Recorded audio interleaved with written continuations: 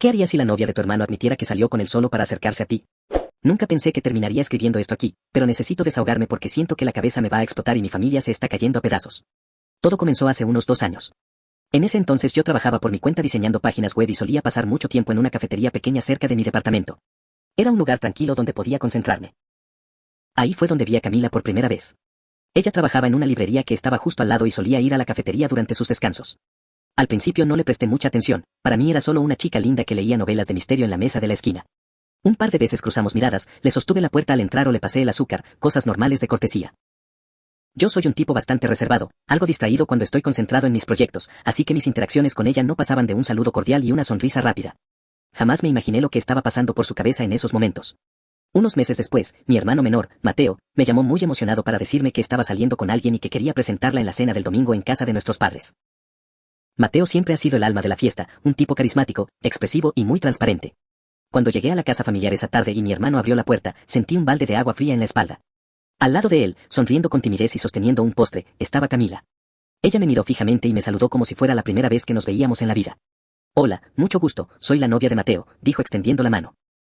Yo estaba tan desconcertado que solo atiné a estrechar su mano y balbucear mi nombre. Durante toda la cena traté de convencerme de que era una simple coincidencia. La ciudad es grande, pero este tipo de casualidades pasan todo el tiempo, me repetía a mí mismo. Sin embargo, algo en la forma en que Camila se integró a nuestra familia esa misma noche me dejó una sensación extraña que no supe descifrar. A partir de esa cena, la presencia de Camila en nuestras vidas se volvió constante. Al principio parecía el comportamiento normal de una novia dedicada, pero pronto los patrones empezaron a cambiar de manera sutil. Ella comenzó a ir a la casa de mis padres casi 3 o 4 veces por semana, incluso cuando Mateo todavía estaba en la universidad o trabajando en su turno de la tarde. Mi madre estaba encantada con ella porque Camila se ofrecía a ayudarla a cocinar, a organizar el jardín o simplemente se sentaba a conversar por horas. Lo curioso es que, casualmente, los días que ella elegía para ir eran exactamente los mismos días en que yo iba a cenar con mis padres o a lavar mi ropa, ya que en mi departamento no tenía lavadora. Al principio no lo noté, pero mi mamá siempre me decía cosas como qué bueno que viniste hoy, hijo, Camila trajo esos pastelitos de limón que tanto te gustan. Yo me quedaba pensando cómo diablos sabía ella que me gustaban los pasteles de limón si yo nunca se lo había dicho a Mateo, o al menos no lo recordaba. Poco después, Camila empezó a buscar activamente que yo participara en las reuniones familiares. Si Mateo sugería ir al cine, Camila cambiaba el plan para que hiciéramos una parrillada en el patio porque sabía que yo prefería los espacios abiertos. Si organizaban un viaje de fin de semana a la montaña, ella insistía en que yo no podía faltar, argumentando que la familia debía estar unida. Empecé a notar que Camila hacía preguntas muy específicas sobre mí durante las conversaciones grupales, pero siempre disfrazándolas de simple curiosidad o interés por conocer mejor a la familia de su novio. Le preguntaba a Mateo sobre mi infancia, sobre mis pasatiempos, sobre la música que escuchaba cuando estaba solo en mi habitación. Mateo, que la amaba con locura y confiaba ciegamente en ella, le contaba absolutamente todo, feliz de que su novia se interesara tanto por su hermano mayor. Para Mateo, esto era la prueba definitiva de que Camila era la mujer de su vida, la persona perfecta que encajaba sin esfuerzo en su entorno. Lo que realmente empezó a incomodarme fue que Camila siempre encontraba una excusa para quedarse a solas conmigo. Si estábamos todos en la sala y alguien necesitaba ir a la tienda a comprar algo, ella saltaba de inmediato y decía que yo la acompañara para que la ayudara a cargar las bolsas. Si estábamos limpiando la cocina después de una cena, ella le decía a Mateo que fuera a descansar, que ella y yo terminaríamos de lavar los platos. En esos momentos a solas, el ambiente se volvía denso.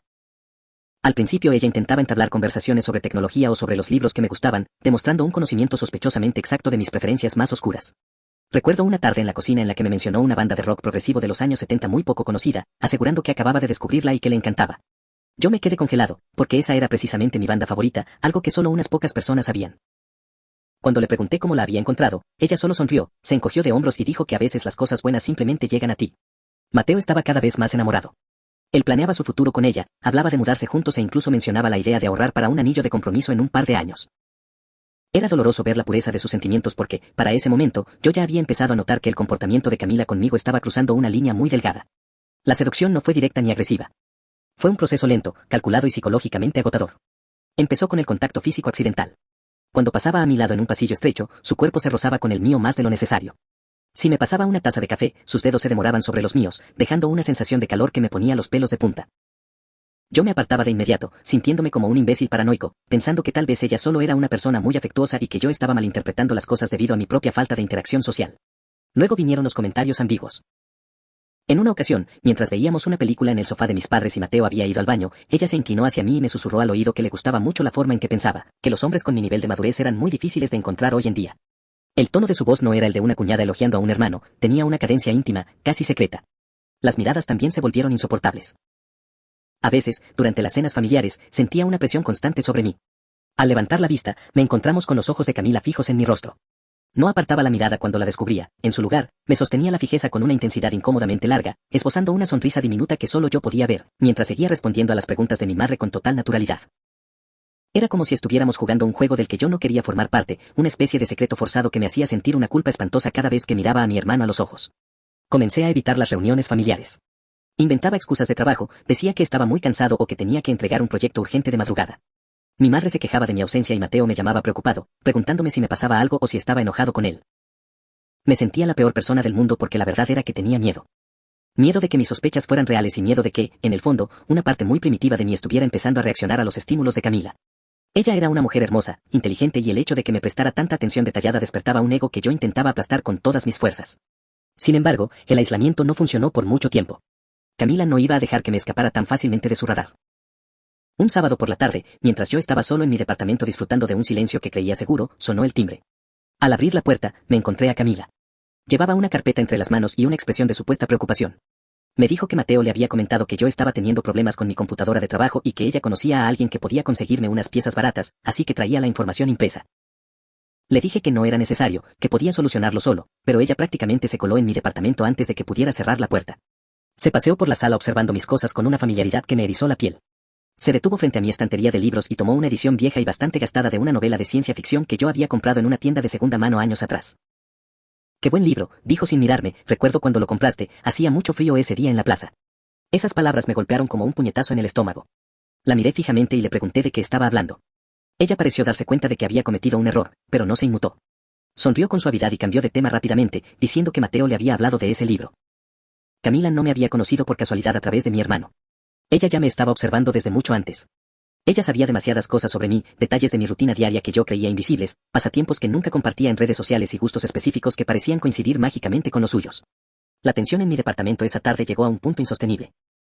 Traté de mantener la distancia, permaneciendo de pie cerca de la puerta para indicarle que quería que se fuera, pero ella se sentó en mi sillón con total comodidad. Empezó a hablarme de sus sentimientos, no sobre Mateo, sino de lo difícil que era encontrar a alguien que realmente entendiera el mundo de la misma manera que ella. Me dijo que se sentía sola, incluso cuando estaba rodeada de gente, y que la única vez que sentía que alguien la escuchaba de verdad era cuando estaba cerca de mí, aunque yo casi no hablara. Intentó justificar sus visitas diciendo que mi presencia la calmaba.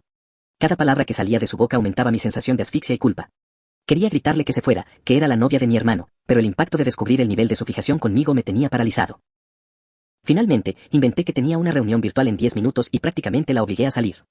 Al cerrar la puerta, me apoyé contra ella y respiré hondo, dándome cuenta de que estaba metido en una pesadilla de la que no sabía cómo despertar. El lunes siguiente a su visita a mi departamento, el ambiente familiar se quebró por completo. Mateo me llamó a medianoche, su voz sonaba completamente rota, alterada y furiosa como nunca antes la había escuchado. Me gritó que cómo era posible que me hubiera metido en su relación, que Camila le había contado que yo la estaba acosando, que la había presionado para que fuera a mi casa bajo el pretexto de ayudarme con el trabajo y que había intentado besarla. Yo me quedé completamente mudo, con el corazón latiéndome en las orejas. Intenté explicarle, jurarle que todo era al revés, pero Mateo no quería escuchar razones. Estaba cegado por el dolor y por la manipulación de Camila, quien evidentemente se había adelantado para cubrir sus huellas después de notar que yo me estaba dando cuenta de su juego. Esa llamada terminó con Mateo colgándome el teléfono tras decirme que ya no tenía hermano. Pasé 3 días sin dormir, encerrado en mi propio infierno de culpa e impotencia. Mis padres intentaron intervenir, pero la historia que Camila había armado era tan perfecta y encajaba tan bien con mi comportamiento reciente de alejarme de todos, que hasta mis propios padres empezaron a mirarme con duda. Ella se había presentado ante ellos como la víctima de un cuñado obsesionado, llorando desconsoladamente en los brazos de Mateo. La situación era insostenible. Decidí que no podía quedarme de brazos cruzados dejando que esa mujer destruyera mi vida y mi relación con mi hermano. Tenía que confrontarla, pero sabía que hacerlo a solas era un peligro enorme. Sin embargo, el destino, o más bien la retorcida agenda de Camila, aceleró las cosas de una manera que yo no esperaba. El jueves por la tarde, recibí un mensaje de texto de un número desconocido. Al abrirlo, vi que era Camila. El mensaje decía: Mateo y yo tuvimos una pelea horrible por tu culpa. Está en un bar destruyendo su vida y todo es porque no puedes aceptar la verdad. Ven a la cafetería de siempre ahora mismo o le diré a tus padres algo mucho peor que los destruirá por completo. El chantaje era directo y brutal. Sentí una furia fría recorrer mis venas. Esta vez no iba a esconderme. Agarré mis llaves, guardé el teléfono en el bolsillo y salí disparado hacia el lugar donde toda esta locura había comenzado 2 años atrás. Cuando llegué a la cafetería, el lugar estaba casi vacío debido a la hora. Ella estaba sentada en la misma mesa de la esquina donde la vi por primera vez, tomando un té con una tranquilidad que me pareció escalofriante. Me senté frente a ella sin saludarla. La tensión entre nosotros era tan fuerte que la mesera que se acercó a tomarnos la orden dio un paso atrás al ver nuestras expresiones y se retiró de inmediato. Camila me miró, no con la timidez fingida que usaba con mi familia, sino con una mirada fría, calculadora y extrañamente posesiva. Me alegra que hayas venido, dijo con una voz suave que contrastaba con la violencia de la situación. Le exigí que me dijera qué demonios quería y por qué estaba inventando esas mentiras asquerosas a Mateo. Camila ni siquiera pestañeó. Se inclinó hacia adelante, apoyando los codos en la mesa, y me miró fijamente a los ojos. Fue en ese momento cuando soltó la confesión que terminó de dinamitar todo lo que yo creía seguro. Nunca quise estar con él, me dijo con una calma absoluta. Todo este tiempo eras tú. Solo era la forma más fácil de acercarme a ti porque eres tan cerrado y distraído que nunca me hubieras prestado atención de otra manera. Me quedé helado. Escuchar esas palabras salir de su boca con tanta frialdad me produjo una náusea profunda. Ella continuó explicando cómo me había investigado, cómo descubrió quién era mi hermano y cómo planeó meticulosamente encontrarse con él en un evento de la universidad para enamorarlo y meterse en nuestra casa. Toda su relación con Mateo, cada beso, cada promesa, cada cena familiar, no había sido más que un peón en su tablero para llegar a mí. La audacia de su confesión me dejó sin palabras por unos segundos. Ella hablaba de Mateo como si fuera un objeto descartable, un simple puente que ya no necesitaba porque creía que finalmente me tenía acorralado. Me dijo que dejáramos de pelear contra lo inevitable, que ella sabía que yo sentía lo mismo pero que tenía miedo del que dirán. Intentó tomar mi mano sobre la mesa, pero la aparté como si fuera una serpiente. Eres una psicópata, le dije con la voz temblando de rabia. Le advertí que le iba a contar todo a Mateo, que esto se había acabado. Camila soltó una risa ligera, casi divertida. ¿Y quién crees que le va a creer a un hermano acosador? Él me ama a mí, está ciego por mí. Si le dices algo, solo vas a confirmar lo que ya le dije, que estás obsesionado conmigo y quieres separarnos. Estaba atrapado en su red. Salí de la cafetería temblando, con la mente dando vueltas. Sabía que Camila tenía razón en algo, Mateo no me creería si solo iba con palabras. Decidí que tenía que arriesgarme a todo. Manejé directo al departamento de Mateo. Sabía que estaba ahí porque su auto estaba estacionado afuera. Subí las escaleras corriendo y golpeé la puerta con desesperación. Cuando Mateo abrió, se veía terrible, sus ojos estaban rojos de tanto llorar y el departamento olía a alcohol. Al verme, intentó cerrarme la puerta en la cara, pero puse el pie y lo empujé hacia adentro. Tienes que escucharme, le grité antes de que pudiera empezar a golpearme. No me importa si me odias después, pero tienes que escuchar lo que esa mujer me acaba de decir. Mateo estaba furioso, me empujó contra la pared y me exigió que me fuera de su casa. Sin embargo, algo en mi expresión, en mis lágrimas de frustración y en la desesperación de mi voz lo hizo dudar por un segundo. Me soltó y se sentó en el suelo, cubriéndose la cara con las manos. Empecé a relatarle todo, desde el primer día en la cafetería, los detalles específicos que ella sabía de mí, el libro viejo, la música, las manipulaciones en la cocina y, finalmente, las palabras exactas que ella había usado hacía menos de una hora en la cafetería. Mateo me escuchaba en silencio, pero su rostro se iba transformando de la furia a una incredulidad dolorosa. Al principio, se negó a aceptarlo. Me acusó de estar inventando una historia enferma para salvar mi propio pellejo, de querer robarle a la única persona que lo hacía sentir especial. La discusión fue brutal, llena de reproches acumulados por años, desenterrando inseguridades que ni siquiera sabía que existían entre nosotros. Nuestra relación parecía rota sin remedio. Vete de aquí, me dijo finalmente con una voz muerta. No quiero volver a ver a ninguno de los dos. Salí de su departamento sintiendo el peso del fracaso más absoluto. Mi hermano me odiaba, mi familia estaba fracturada y Camila seguía libre, controlando los hilos de nuestras vidas. Pasaron 2 semanas de un silencio sepulcral. Mis padres me llamaron para decirme que Mateo había cancelado la cena de cumpleaños de mi mamá y que no respondía a los mensajes de nadie.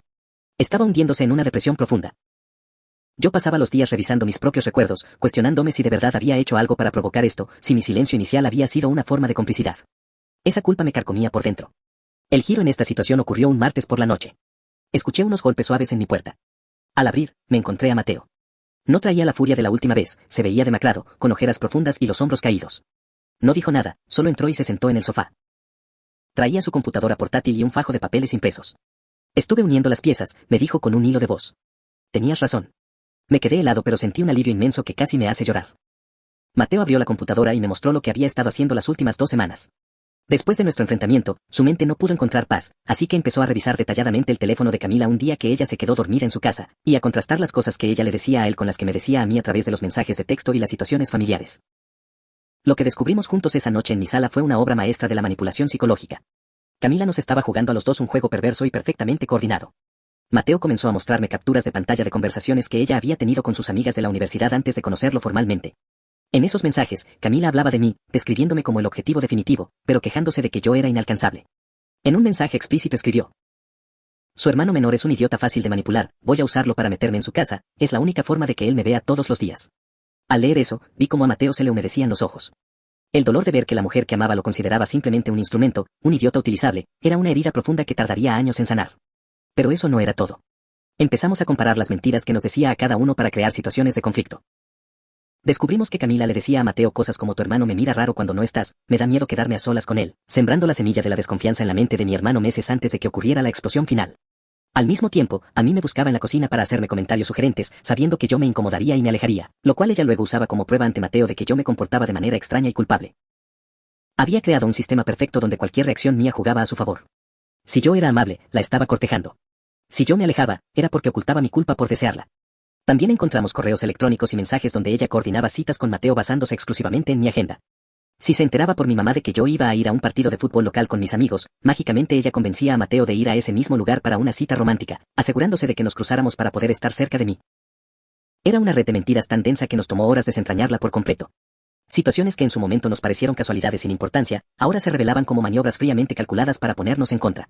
Ella quería aislarnos el uno del otro, destruir el vínculo entre hermanos para que, en el caos emocional resultante, yo terminara cediendo a su obsesión o ella pudiera quedarse con el control absoluto de la narrativa familiar. Ver a mi hermano menor pasar por ese proceso de desilusión fue una de las cosas más difíciles que he tenido que presenciar. Su confianza estaba completamente destruida. Sin embargo, el dolor común empezó a unirnos de nuevo. El enojo que antes sentíamos el uno hacia el otro se transformó en una indignación compartida y en la firme determinación de que no íbamos a permitir que ella saliera impune de esto. La decisión estaba tomada, pero llevarla a la práctica iba a requerir una frialdad que ninguno de los dos estaba seguro de poseer.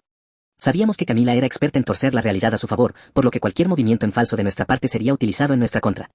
Pasamos toda esa madrugada en mi sala, trazando un plan que no dejara cabos sueltos. Yo apenas tengo 19 años y Mateo 18. A nuestra edad, uno cree que los problemas más grandes de la vida se reducen a exámenes universitarios o rupturas amorosas normales, no a desentrañar el perfil psicológico de una manipuladora profesional que se había infiltrado en nuestro hogar. Decidimos que actuaríamos con total normalidad durante un tiempo. Mateo volvería a hablarle, fingiendo que su enojo se había disipado y que estaba dispuesto a arreglar las cosas, mientras que yo mantendría mi distancia habitual para no levantar sospechas. El objetivo era darle confianza, hacerle creer que su red seguía intacta, mientras nosotros recopilábamos más pruebas irrefutables. Sin embargo, subestimamos su intuición. Camila no era tonta, sentía que algo había cambiado en la dinámica. Aunque Mateo intentó actuar como el novio arrepentido, su lenguaje corporal debía estar delatando el asco que le producía tenerla cerca.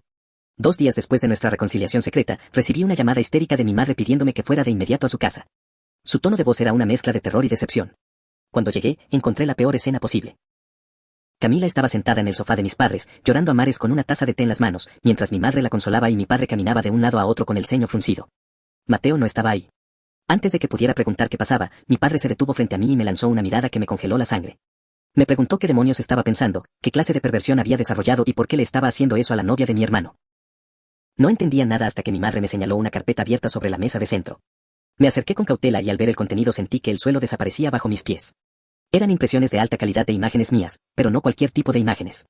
En mis ratos libres, cuando necesitaba despejar la mente de mi trabajo de programación y diseño web, solía jugar con herramientas de inteligencia artificial para generar y editar fotografías. Era un pasatiempo privado en el que solía alterar rasgos faciales por curiosidad técnica o crear composiciones de cero.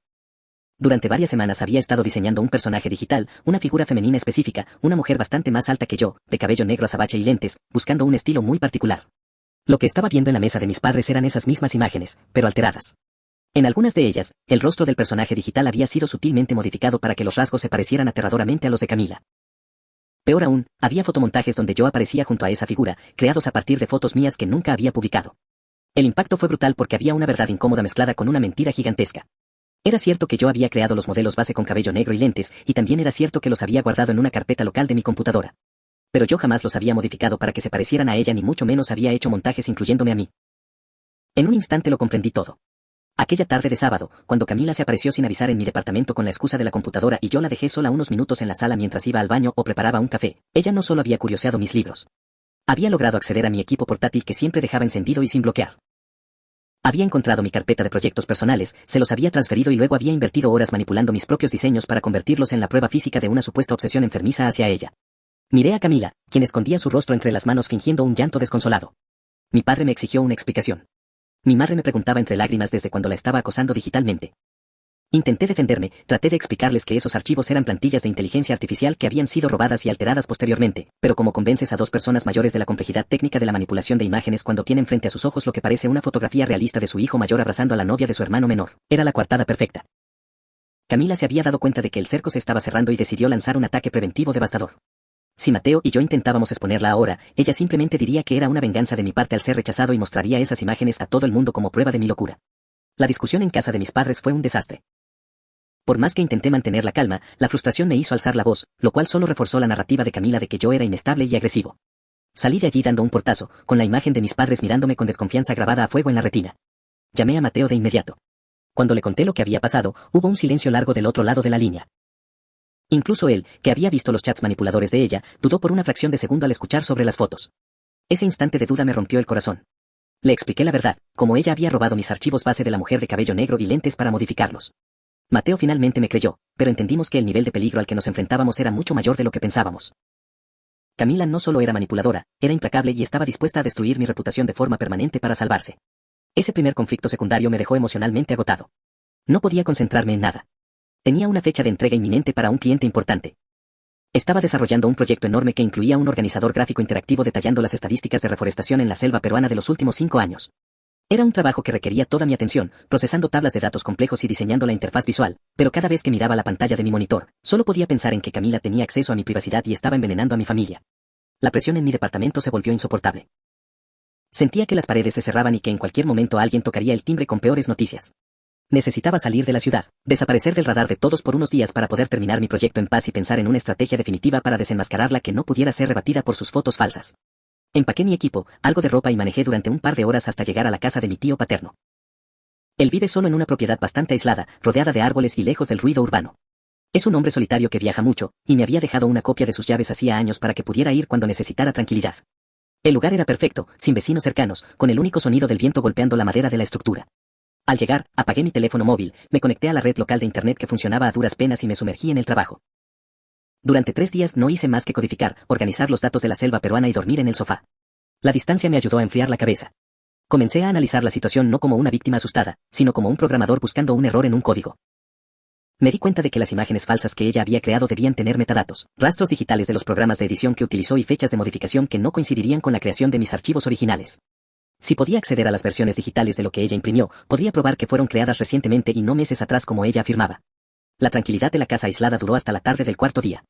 Estaba preparándome un café en la pequeña cocina cuando escuché el sonido inconfundible de neumáticos triturando la grava del camino de entrada. Miré por la ventana y vi un auto estacionarse frente a la puerta. Mi corazón dio un vuelco al reconocer el vehículo. Era ella. Camila bajó del auto con una expresión seria y calculadora, mirando a su alrededor para confirmar que estábamos completamente solos. Nunca supe cómo consiguió la dirección exacta de mi tío, probablemente se la extrajo a mi madre haciéndosela preocupada por mi repentina desaparición, o tal vez revisó el historial de mi navegador aquel día en mi departamento. Fuese como fuese, estaba allí, en medio de la nada, bloqueando mi única vía de escape. El segundo conflicto me golpeó de frente. Estar a solas con ella en la ciudad ya era tenso, pero estar a solas en una casa en medio del bosque con una persona que había demostrado niveles psicopáticos de manipulación era aterrador.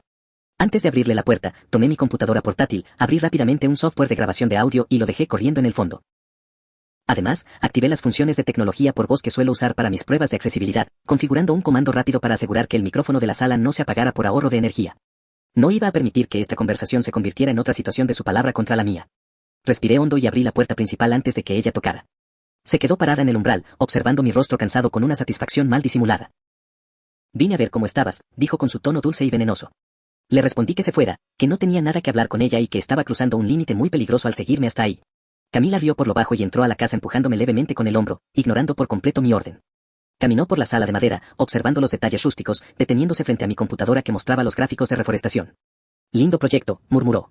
Luego se giró hacia mí y la dulzura desapareció de su rostro, dejando ver la verdadera naturaleza fría que escondía. La conversación que siguió fue un descenso a la locura. Ella me dijo que sabía que yo había hablado con Mateo y que nos habíamos reconciliado en secreto. Me confesó que las fotos que le mostró a mis padres fueron solo un aviso, una pequeña muestra de lo que era capaz de hacer si yo seguía intentando arruinar sus planes. No puedes ganar esto, me dijo acercándose lentamente, obligándome a retroceder hasta chocar con la mesa del comedor.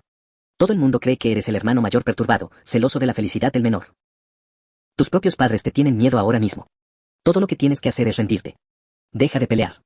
Me insinuó que si yo aceptaba tener algo con ella, a espaldas de Mateo, ella misma se encargaría de limpiar mi imagen frente a mis padres, diciendo que todo había sido un malentendido provocado por el estrés de mi trabajo. La propuesta era tan retorcida que me provocó náuseas. Básicamente, me estaba ofreciendo salvar mi reputación a cambio de convertirme en su amante y traicionar definitivamente a mi hermano. La mantuve hablando. Necesitaba que expusiera todo en la grabación. Me mostré débil, derrotado. Le pregunté por qué hacía esto, por qué tanto esfuerzo en destruirnos a todos solo por un capricho. Ella empezó a hablar con una pasión perturbadora. Me dijo que desde la primera vez que me vio en aquella cafetería, supo que yo era diferente, que ella y yo compartíamos una oscuridad y una inteligencia superior a la de la gente común, incluyendo a Mateo. Habló de Mateo con un desprecio absoluto, llamándolo un niño ingenuo que solo servía para abrirle las puertas de nuestra familia. Confesó abiertamente haber hackeado mi computadora, burlándose de lo fácil que había sido transferirse los modelos de la mujer de cabello negro para alterarlos. Pensaste que podías ignorarme para siempre, pero yo hago que la gente me vea, concluyó con una sonrisa tétrica. Cuando tuve suficiente material grabado, dejé de fingir sumisión. Enderecé la postura, la miré con todo el desprecio que pude reunir y le dije que se largara inmediatamente de la casa o llamaría a la policía por allanamiento. Ella notó el cambio en mi actitud y su sonrisa se desvaneció. Intentó acercarse de nuevo, pero tomé mi teléfono móvil, que había mantenido apagado hasta ese momento, y fingí marcar el número de emergencias. Camila me miró con un odio visceral. Te vas a arrepentir de esto, siseó entre dientes. No tienes idea de lo que puedo hacer. Dio media vuelta y salió de la casa, acelerando su auto de forma temeraria por el camino de tierra. Apenas perdí de vista su vehículo, corrí a mi computadora, detuve la grabación de audio y la reproduje. La calidad era impecable. Se escuchaba cada palabra, cada amenaza, cada confesión de cómo había manipulado a Mateo y cómo había falsificado las pruebas contra mí. Sentí que el aire volvía a mis pulmones después de días de asfixia. Tenía el arma definitiva. Esa misma noche empaqué mis cosas y regresé a la ciudad. Fui directamente al departamento de Mateo. Escuchamos la grabación juntos. Ver la expresión de mi hermano al escuchar la voz de Camila llamándolo ingenuo y despreciándolo de esa forma tan cruel me dolió casi tanto como la primera vez, pero esta vez el dolor venía acompañado de una resolución absoluta. Ya no había dudas, no había espacio para que ella maniobrara. El plan original de exponerla en la cena de graduación ya no era suficiente. Ella se había adelantado y había contaminado a mis padres. Necesitábamos un escenario donde estuvieran todos los involucrados clave, un lugar donde no pudiera escapar, llorar ni manipular la situación. Casualmente, el cumpleaños de mi madre se celebraba ese mismo fin de semana. Era una reunión íntima en su casa, donde estarían mis padres, unos pocos tíos, Mateo y, por supuesto, Camila, quien se había encargado de autoinvitarse para seguir consolidando su papel de nuera perfecta y de paso vigilarme de cerca si es que yo decidía aparecer. Preparamos el terreno con precisión quirúrgica. Mateo se encargó de extraer de la nube de Camila las imágenes digitales que ella había modificado, aprovechando un descuido de ella cuando fue a visitarlo para intentar arreglar las cosas. Al pasar esos archivos por un analizador de metadatos, confirmamos lo que yo sospechaba. La fecha de creación de mis archivos base era de meses atrás, mientras que la fecha de edición de sus montajes correspondía exactamente a la tarde en que ella visitó mi departamento. Compilamos todo, las capturas de pantalla de los chats antiguos, el análisis forense de las imágenes falsas y, la joya de la corona, el archivo de audio de 30 minutos de la casa de mi tío. Lo montamos en una presentación simple y la cargamos en mi tableta. El domingo por la tarde llegué a la casa de mis padres. El ambiente se cortaba con cuchillo. Mi madre me recibió con frialdad y mi padre apenas me dirigió la palabra. Camila estaba sentada en la sala principal, ayudando a abrir unos regalos, actuando como el ángel del hogar. Al verme entrar, su cuerpo se tensó imperceptiblemente, pero rápidamente compuso una expresión de temor ensayado, encogiéndose en el sofá y buscando la protección visual de mi padre. Mateo estaba de pie cerca de la chimenea, serio, esperando mi señal. Dejamos que el almuerzo transcurriera. Fue el almuerzo más largo e incómodo de mi vida, masticando en silencio mientras Camila intentaba mantener conversaciones triviales sobre sus planes de maestría. Cuando terminamos de comer y todos estaban reunidos en la sala tomando café, me levanté y me paré en el centro del espacio. Dije en voz alta que necesitaba hablar y limpiar una situación que estaba destruyendo nuestra familia. Mi padre intentó detenerme, diciendo que no era el momento ni el lugar para mis episodios, pero Mateo intervino. Con una voz firme y grave que nunca le había escuchado, le pidió a mi padre que se sentara y escuchara. Papá, si alguna vez me has querido y respetado, te pido que te sientes en silencio y escuches a mi hermano, dijo Mateo. La autoridad en sus palabras dejó a todos sorprendidos, obligándolos a prestar atención. Conecté mi tableta al televisor inteligente de la sala.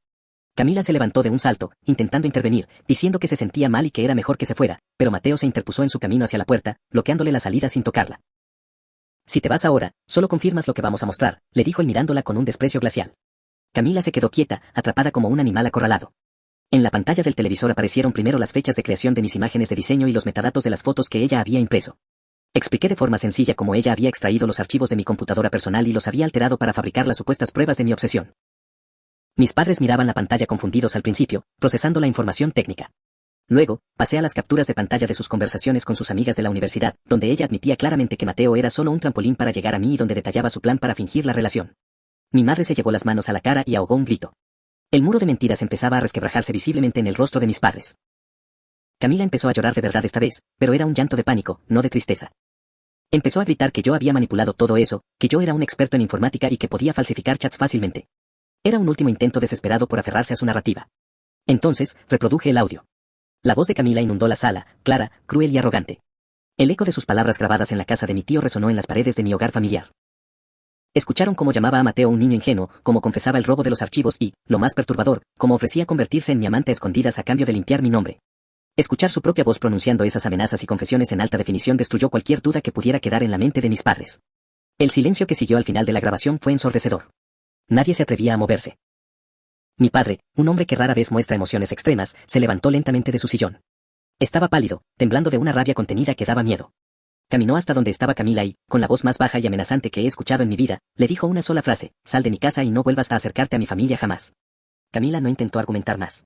Su máscara se había roto por completo y no quedaban pedazos para reconstruirla. Recogió su bolso del suelo, miró a Mateo con lágrimas corriendo por su maquillaje arruinado, pero mi hermano simplemente le dio la espalda. Salió por la puerta principal caminando rápido, casi corriendo, desapareciendo de nuestras vidas en ese instante. La secuela de esa exposición fue dura. Mis padres estaban devastados por haber dudado de mí y por haber creído ciegamente a una extraña que los manipuló con tanta facilidad. Hubo disculpas largas, lágrimas compartidas y un proceso de perdón que requirió mucha paciencia por ambas partes. Se sintieron profundamente culpables por haberme juzgado mal y por no haber protegido a Mateo de una depredadora emocional que se había instalado en su propia sala. La dinámica familiar tardó meses en estabilizarse, pero la expulsión de la infección que representaba Camila permitió que las heridas comenzaran a sanar limpiamente. Con el tiempo, el castigo social que planeamos surtió su efecto sin que tuviéramos que mover un dedo más. Las amigas de Camila, a las que Mateo había contactado para obtener los primeros mensajes, se encargaron de esparcir la historia completa en su círculo universitario y social. La evidencia era demasiada y demasiado contundente. Dejó de ser invitada a reuniones, sus grupos de estudio la aislaron y, ante la vergüenza insoportable de ser el centro de los rumores y las miradas acusatorias en los pasillos, terminó solicitando un traslado a otra universidad en una provincia lejana. Perdió su reputación, su entorno seguro y, sobre todo, perdió el juego de control que tanto disfrutaba. Quedó completamente sola, aislada por el veneno que ella misma había esparcido. Mateo y yo nos acercamos más que nunca. El trauma compartido forjó un vínculo de solidaridad indestructible. Él retomó sus estudios con una perspectiva diferente, más cauteloso a la hora de entregar su confianza, pero sin perder su esencia alegre. Yo terminé de entregar el organizador gráfico sobre la deforestación de la selva peruana, el cual fue un éxito y me consiguió más contratos, permitiéndome mudarme a un departamento mejor. Todo parecía haber vuelto a su cauce, pero la mente humana es complicada y, a pesar del final resolutivo, hay fantasmas que me niego a compartir incluso con mi hermano. El peso que llevo no es el de la traición, sino el del autodescubrimiento oscuro que me dejó esta experiencia. Aún en mis noches más solitarias, reviso esos archivos originales, los diseños de la mujer alta de cabello negro y lentes que creé antes de que todo explotara. Me pregunto constantemente por qué los hice. ¿Acaso mi subconsciente ya había captado su presencia y la había idealizado sin que mi mente consciente lo supiera? ¿Había modelado esos rostros buscándola a ella en el fondo, dándole sin querer las herramientas para su manipulación?